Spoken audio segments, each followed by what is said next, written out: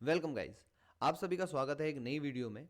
इस वीडियो में हम जैसे हमने पहली वीडियोस में इफ एल्स का इस्तेमाल करके कुछ प्रोग्राम्स बनाए हुए थे, इस वीडियो में भी हम एक प्रोग्राम बनाएंगे, यानी कि एक सॉल्यूशन, एक प्रॉब्लम को सॉल्व करने की कोशिश करेंगे इफ एल्स की मदद से। ठीक है, तो पहले प्रॉब्लम को समझते हैं, प्रॉब्लम क्या है।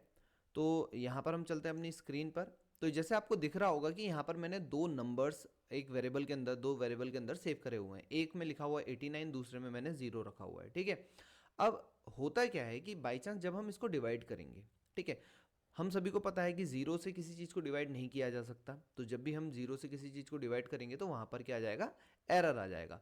तो इस एरर को आइडेंटिफाई करने के लिए, यानी कि ऐसा समझिए कि रन होने से पहले ही, जैसे अब यहाँ पे आपको दिख रहा होगा कि यहाँ पे आपको स्क्रीन पर दिख रहा है num1 is equal to 89, num2 is equal to 0।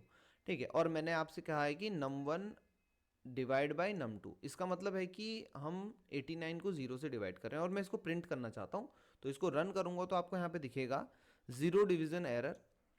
यहाँ पे एरर आ गया है, क्या कह रहा है, डिवीज़न बाय ज़ीरो। ज़ीरो से आप डिवाइड नहीं कर सकते, यानी कि अगर मैं यहाँ पे ज़ीरो के अलावा कुछ और भी लिखता तो ये रन कर जाता और इजीली हमको एक नंबर यहाँ पे देखने को मिलता।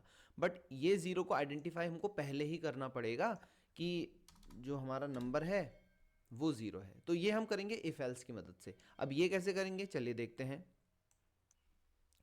तो जैसा आप देख सकते हैं यहाँ पर मैं एक कोड लिख चुका हूँ इफ एल्स का। If number two equal to zero, अगर नंबर टू ज़ीरो के इक्वल हुआ तो हम एक प्रिंट यहाँ पर करने वाले हैं, एक मैसेज कि division by zero is impossible. और अगर नहीं हुआ, जो कि ये बात अगर फॉल्स हो जाती है, तो हम क्या करेंगे, हम num1 डिवाइड बाय num2 यहाँ पर आपको दे देंगे। तो इसको रन करके देखते हैं। हम सेम रन करेंगे तो यहाँ पे आपको दिख रहा होगा division by zero is impossible. क्यों? क्योंकि यहाँ पे हमने ज़ीरो लिखा हुआ है। अब अगर यहाँ पे मैं कुछ और लिख देता हूँ, 7 लिख देता हूँ और इसको रन करता हूँ तो मुझे यहाँ पे दिखेगा कि कुछ वैल्यू आ गई है। अब इसमें थोड़ा चेंज हम क्या कर सकते हैं कि यहाँ पर हम नंबर और num2 को इंटीजर इनपुट ले सकते हैं। इंटीजर इनपुट हम लेने की कोशिश कर सकते हैं। Enter first number, okay. और सेकंड वाले में भी सेम चीज़ हम कर सकते हैं।